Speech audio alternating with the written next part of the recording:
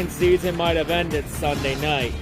But we do add one last sweep and one last brooming to those fuckboys out of Green Bay. To at least end the season on a high note, because if we're not allowed in, then those cheese bitches ain't in either. They can go on the trash and sit their ass on the fucking couch. But yeah, you know, even though the Lions didn't make the playoffs this year, this season was still a success either way. The playoffs were a bonus. Like, the season was a success, though, because we had a winning record. In terms of where we were a year ago and how far the Lions have come after completely tearing the entire team down from restarting from scratch, and to see where we are after 2 years. I mean, whether the Lions overachieved or not, it really depends on what your definition of overachieving is. But before we talk about the game and the Lions season and my end of season remarks, and a channel update, of course, let's talk about the other Detroit teams first off. So for the Red Wings, this week for the Red Wings was an absolute fucking disaster. They lost every fucking game this week. Got crushed by the Devils, lost a heartbreaker to the Panthers, and then the Wings had their hopes and dreams ripped out by the fucking Maple Leafs in Toronto. As the Wings still can't beat the goddamn Maple Leafs. Man, I would give up anything just to win one fucking game against Toronto this year. I cannot stand the fucking Leafs and their stupid-ass fan base. Especially when the Wings got off to an early start in that game, and then the wheels fell right off the bus against Toronto. Less said about this week, the better. And it seems like the Wings season is really starting to go downhill after having such a great start to the year, after having such a great start to the year, and now the wheels are starting to come right off the bus. At least the Wings didn't lose Jacob Vrana when they put him on waivers to sign him to Grand Rapids. And Nedeljkovic is also back to redeveloping in Grand Rapids as well. You know, the Wings also dealing with some injuries too, since Tyler Bertuzzi is out again. At least the Wings are in a way better position than Derek Lung than they would have been with Jeff Blashill. But yeah, when it looked like Detroit was going to become the Wings were about to become the #1 sports team in Detroit, they had a slump, and then the Lions retook them for the #1 spot. Because you debated, it's between the Red Wings and the Lions for the #1 sports team in Detroit. I would say the edge clearly goes to the Lions, without a shadow of a doubt. But yeah, if the Wings really want to make the playoffs this year, they better get their shit together and quickly. Because their playoff hopes are slowly starting to slip. Meanwhile, for the Pistons, there's no hope of playoffs here. Just nothing to see here. They just were complete ass all week. Blown a couple double-digit leads. Like, nothing but tanks here from here on out. But at least for the Pistons, I will say there's one positive for the Pistons. At least we swept the Golden State Warriors. At least we swept the season series against the reigning champs and destroyed that Warrior bandwagon. Thank fuck. Especially with Saddiq Bey hitting that buzzer beater jump shot as time was expiring. Which, that was a beautiful shot from Saddiq to hit that buzzer beater to sweep the Warriors. Just, you know, at least there was one positive out of this week. But yeah, other than that, not much here. Just the Pistons still tanking for Victor from as far as the eye can see. But yeah, you know, and also we did in the Warriors game, we did have a standoff between Isaiah Stewart and Draymond Green. All I say is get used to those two being close to each other, because there's a pretty strong chance in the offseason that the Pistons could be getting Draymond Green from the Warriors to come to the Pistons. To be honest, I'm not going to comment about or even think about that option yet, because right now, player acquisitions in the offseason is the furthest thing from my mind right now with the Pistons. Like, I'm not going to focus on any of that shit until the Pistons fire Dwayne Casey. You know, once the Pistons get a new head coach and Troy Weaver brings in his guy to get this team over the hump, then maybe we'll start looking at that. I mean, Draymond is a possibility. I want to be against it, but I say get a head coach first that could get this team over the hump first before we even think about that. I mean, that and Cade Cunningham also staying healthy for once. That could help too. But yeah, at least Jaden Ivey's having a really good rookie season, as his rookie numbers are very similar to Russell Westbrook's rookie numbers from his rookie season. So, is Jaden Ivey the second coming to triple-double man now confirmed? I mean, Weaver was one of the guys that helped bring Westbrook into Oklahoma City, so that wouldn't honestly be surprising, to be honest. And now to the Lions this week. Well, the main goal at this week was at least end the Green Bay Packers season, and, well, we ended the Packers season. Even though the Lions got off to a bit of a slow start because, you know, it was really a defensive game for the entire first half of the game. It was just field goals galore. And, you know, Detroit, honestly, it should have been 9-9, but Badgley chose to miss an extra field goal, 9-yard field goal. That would have made it a 9-9 game now. So they left 3 points on the board there. But, you know, in the end, that missed field goal, and then they come back to haunt us. But I do think that for the Lions in the offseason, a kicker is going to definitely be a priority for sure because Badgley ain't it. Like, I'm not, like, I 100% think the Lions should go for Jake Moody. Either late in the draft or maybe if he goes undrafted, look at him. But yeah, I think kicker needs to be an option 100%. Because Badgley has missed so many fucking field goals, it's fucking ridiculous. Like, you need to have a fucking kicker. You got, like it doesn't matter how far it is. Like, when you're on the field to kick a field goal, you gotta be counted on to kick that shit. Like, you gotta make it, like, 48 yards away, you gotta make that kind of kick. But yeah, and then the second half would have more offensive scoring, like it was just really a defensive game, which I thought it was gonna be, and it was. Like, it was just mainly a defensive battle. It was about which defense made the less mistakes, and in the end, you know, the Lions did their job. Like, they didn't even turn the ball over at all. Like, Detroit had, like, Detroit's defense created 2 turnovers, the fumble late at the end of the first half, and then getting the interception late in the fourth quarter. Honestly, Kirby Joseph should have 2 interceptions, but of course, the Green Bay Packers had the rest in their back pocket, because as soon as Kirby Joseph had an interception, oh look, Kaminsky had a face mask penalty. You want interception? Too bad. Face mask penalty for Kaminsky. And let's be real, that was a legit hands to the face on Kaminsky committed. The problem I have with this is how inconsistent it's been ruled, because they'll call it against Detroit, but any other time I've seen it happen, it doesn't get called. Just vintage NFL and it's inconsistent bullshit. And also, oh look at this, Jameson Williams had a 65-yard touchdown? Nope, too bad. Beep. Holding penalty on Detroit, we're coming back. But in the end though, hey, at the end of the day, the Lions, it was very obvious from the Rams game and this game, because I watched the Rams-Seahawks game. That was a very poorly officiated game. Like, seriously, being shoved into the punter is now considered roughing the kicker when you're fucking shoved into him? Like, that was a terrible roughing the kicker call in the fourth quarter of that Rams-Seahawks game.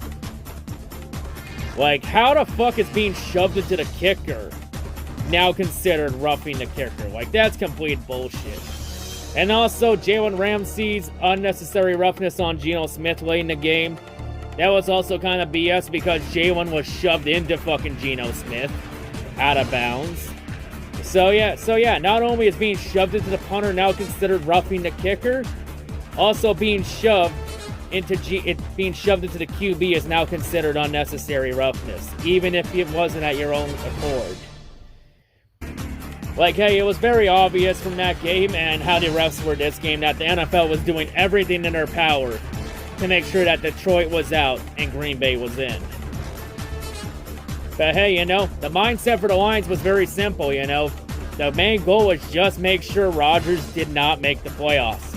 Because I think the league and everyone thought that, if Seattle wins and Detroit gets eliminated before the Sunday night game, Detroit won't play hard and it'll give the Packers an easier path to make the playoffs, right? Wrong! That ain't the same old fucking Lions you've known for decades. This is the brand new Lions. SOL is dead now. This ain't the same old fucking Lions. If you still think it is, then you ain't paying the fuck attention. So yeah, and honestly, I think the Lions beating the Packers, this is the perfect middle finger to the NFL for fucking the Lions over again. Because Detroit just told the NFL, hey, if you're not going to let us in the playoffs, then your golden boy isn't allowed in either. Like, if Detroit's going down, we're taking the Packers with us. Because also with this, it was pretty clear the NFL also didn't want Seattle in too. But they had to make sure Seattle won just so Detroit would be out as well. Because like I mentioned, NFL thought we were just going to lay down to the Packers. No. Because everyone that thought the Lions were going to lay down to the Packers, you don't understand the Lions-Packers rivalry, you poor fucking naive children. You don't understand how much the Lions organization hates the Packers. And you don't understand how much the Lions fan base hates the Packers as a whole. Like, most of us can't stand losing. But we especially can't stand losing to those fuckers out of Wisconsin. But to be perfectly honest, you think the Vikings and the Bears are any different from us? Because those three teams can't stand losing those cheese bastards either. Those fuckboys out of Wisconsin. But you know, at the end of the day, the Lions, we play by the refs' bullshit rules, and you know, at the end of the day, we did something that SLO couldn't do against the Packers and their refs. Beat them. And yeah, especially since the Packers also committed self-destruction near the fourth quarter. Especially with Quay Walker. Because late in the fourth quarter when the Lions were charging down the field, Quay Walker chose the DeAndre Swift injury timeout to be a fucking idiot. Seriously, Quay, why the fuck would you shove a Lions medical personnel from behind? And you get, which would give the Lions a fresh set of downs and half distance to field goal, which led to Jamal Williams giving the Lions the game-winning touchdown. Like, is Quay Walker fucking retarded or something? Because that was a bonehead move by Quay Walker to shove a Lions medical personnel from behind. Like, really, Quay? That's what you think of NFL medical personnel? Especially coming off the events of Monday night with what happened with DeMar Hamlin? Is that your way of saying thank you to the medical personnel to take care of your fucking body and health and well-being for 4 fucking months? Go fuck yourself, Quay Walker. You deserved every fucking second of that penalty and ejection. I hope the NFL throws the fucking book at you and beats the shit out of you with it. Because this isn't even the first offense. This is the second time he's done it this year.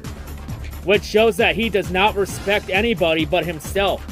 Because if he truly gave a shit about the Packers, then why the hell would you shove a Lions medical staff member during a fucking injury timeout, you stupid motherfucker? And yes, you can all make the excuse of, oh well, he kind of shoved him a little bit, so it was okay. No, it is not okay. It doesn't matter what the medical member did. You do not touch a medical personnel at any point. It's the same way as touching a referee. You don't touch them, period. No matter how bad the ref is, you don't fucking touch them. But yeah, honestly, I do think, I wouldn't be surprised if Quay Walker gets suspended a game or two. Like, 100% Quay Walker will have to take a spin on the NFL wheel of discipline in the offseason. But yeah, also Aiden Hutchinson also with 2 sacks. Too bad Hutchinson couldn't get the 3rd sack and get the 10.5 sacks, so that there goes Moby's tweet about Aiden Hutchinson never getting 10 sacks in the NFL would age poorly. Maybe next year. But yeah, be honest though, I think Hutchinson this game proved that Hutchinson should 100% be Defensive Rookie of the Year in the NFL. Like, I think Hutchinson did enough to prove, like, Hutchinson, like, for fuck's sakes, Hutchinson had literally the best rookie season by an edge rusher since, like, what? Nick Bosa or Lawrence Taylor? Like Hutchinson's, like, one of the first he's, like, the first edge rusher to have 9.5 sacks and 3 interceptions since, like, what, Otis Martin and Lawrence Taylor? Like, it would be absolutely criminal if Hutchinson got robbed of it for fucking Sauce Gardner. Because Sauce Gardner's in a more sexier position than goddamn Hutchinson. And in terms of Dan Campbell for Coach of the Year, it's debatable. Like, I feel like honestly, Campbell should be Coach of the Year, but I feel like he's going to get snubbed out of it because the Lions didn't make the playoffs. Like, if the Lions made the playoffs, Campbell would easily be a shoo-in for Coach of the Year. But I feel like since Campbell didn't make it in, the Lions didn't make the playoffs, I feel like Campbell is going to get snubbed out for Nick Sirianni with the Eagles. And which Nick Sirianni is a rightful choice for the Eagles. Like, honestly, for Coach of the Year, it's between Nick Sirianni and Dan Campbell. I feel like they're going to give it to Nick Sirianni, especially if the Eagles make it all the way to the Super Bowl. But, yeah, if the Lions made the playoffs, then I think Campbell would have been a shoo-in for a Coach of the Year, especially with how Campbell was able to rally the team after a 1-6 start to win 8 of the last 10. Like, winning 8 out of 10 is a damn good coaching job. You know? And at the end of the day, we can blame the refs, all that shit about from the Seattle game and all that. You know, at the end of the day, the Lions had 16 games to not put themselves in a position to where they could be eliminated before the Sunday, before one of the biggest games in their franchise's history and God knows how long. Like, even though the Lions were eliminated, we still had a lot to play for, and that was not playing spoiler to knock Green Bay out. And like I said in the preview, I was okay with Seattle making it in, as long as the Packers were out. And yeah, we knocked the Packers out. And to be perfectly honest, the Lions are more deserving of a playoff spot than the Seahawks. Like, the Seahawks are going to get fucking obliterated by the 49ers next week. Like, Detroit would have stood a better chance against the 49ers than Seattle. But hey, you know, the Lions had all season and not put themselves in a position where they could be eliminated before the Sunday night game.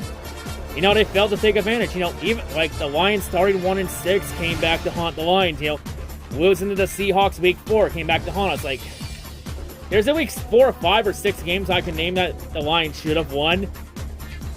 That we probably, that if it went differently, we'd be in, you know, like, you know, blowing a double-digit lead to the Vikings in week 3 in Minnesota. You know, should have won that game. Week 4, we gave up 48 points to Geno Smith and didn't even force the Seahawks to punt that game. That game came back to haunt us since that game ended up being the tiebreaker between Detroit and Seattle. Week 8 against the Dolphins. You know, blowing a double-digit lead and not scoring a single point in the second half. That came back to haunt us. Let's see what else. At least the 4th game I could say is, I believe another game I could say it's debatable. You know, the Bills game where, you know, we made a few mistakes where if those mistakes went differently, we could have won that game. Yeah, that was a winnable game, but I feel like no matter what the Lions did, but they would have still lost to Buffalo, but I'll throw that in there because some fans have a decent argument for that. And, you know, the Panthers game, we completely shit the bed against Carolina. Like, if one of those 5 games went a lot differently, we would be in the playoffs, and we wouldn't have to rely on the Rams for help. But in the end, you know, Lions failed to take advantage of their opportunities this year. We've had a lot of opportunities. We failed to take advantage of it. Seattle did. You know, in the end, even though Seattle has no business being in the playoffs and Detroit should be in there, like, honestly, between Detroit and Seattle, the wrong team got eliminated. But at the end of the day, the Seahawks took advantage of their opportunities. The Lions didn't. You know, it sucks, but that's the truth. But like I said, you know, regardless if we made the playoffs or not, you know, we had a winning record. First time since 2017 that the Lions had a winning season. You know, we went 5-1 in it against division. You know, we honestly should have won that game against Minnesota in week 3. You know, we won that game against Minnesota in week 3. We would have gone 6-0 against the entire division. But then again, you know, like I mentioned, on one of those 5 games, if one of those 5 games went differently, then the season would have been entirely different because of how much momentum can change on a dime. Just like that.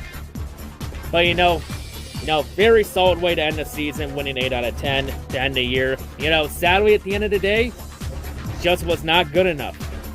But, you know, this season, like I said, this season was a success either way in terms of where we are in the rebuild.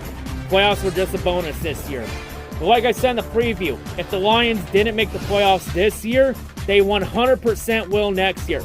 Like, hell, I'm going to say it here. I think the Lions win an NFC North next year. I think next year the fucking division goes through the 3-1-3. Because the Vikings have been getting fucking lucky all year, and their luck is going to run out. The Packers are about to fucking fall apart. Because the way the Lions won this game, you know, with the Quay Walker self-destruction, the Kirby Joseph interception in the fourth quarter, the Amon-Ra butt catch. And then, yeah, that buck catch, that was actually pretty cool from Amon-Ra to be able to... That was great heads-up play by Amon-Ra to keep that ball between his ass. You know, to get a big first down for the Lions. And then the 4th and 1 call, the ballsy call, and then also the lateral from Amon-Ra to DeAndre Swift. You know, to put the Lions in good position to put the game on ice. You know, some good plays here. Like, honestly, this game, I think this game's going to start Green Bay self-destruction. Because the way the Packers lost this game, it's the type of loss you don't come back from. And let's be real, the Packers honestly deserve to be shit for a while. Because the Packers have had how many chances with Rodgers to become a dynasty? And how many times have they pissed those chances away? They've had multiple chances to become a dynasty, and they failed to take advantage of it. Like, honestly, I'm just glad the Packers aren't in because the Packers didn't fucking deserve to be in the playoffs. Packers have been handed way too many second chances, and this time, the Lions made damn sure to knock Aaron Rodgers off the fucking pedestal that the NFL undeservedly placed him on. You know, it's good to foil the NFL's agenda for once and make NFL throw a shit fit because their golden boy's not in the playoffs. So that Rodgers can lose to the fucking 49ers for a 5th goddamn time. Like, seriously, who the fuck wanted to see the Packers lose to the 49ers again? Who the hell wanted to see that? But yeah, you know, Lions still got a couple questions in the offseason, like what happens with, Ben Johnson and Aaron Glenn. Like, I think Glenn stays, but Ben Johnson could be a different story, especially with the number of head coaching vacancies. And also, we got some free agent decisions we got to make. You know, a lot of things to address in the offseason. I'll probably talk more about it in a different video. But, hey, we got the win. We beat the Packers 20-16, and we ended Green Bay's season. We made sure that if we went down, we made sure that Green Bay's coming to hell with us, and they can sit on the couch with us. And to be perfectly honest, I'm deep down, I'm hoping for the Vikings to go one and done against the Giants. But to be honest, I feel like the Vikings are going to get lucky against the Giants again. But I feel like the Vikings go 2-1. Like, I think the Vikings get lucky against the Giants, but the luck will run out against the 49ers. But yeah, disappointing. Of course, I'm disappointed the Lions didn't make the playoffs, but, hey, the Lions the Lions did a lot better than a lot of people thought they would, because a lot of people thought this was going to be a 5 or 6 win team, and we end up with a 9-8 record. After starting the year 1-6 and then winning 8 out of 10. Like, winning 8 out of 10, that's a damn good coaching job. So, yeah, anyway, Lions fans, let's be proud of this season. But, of course, next year, though, is the compete year.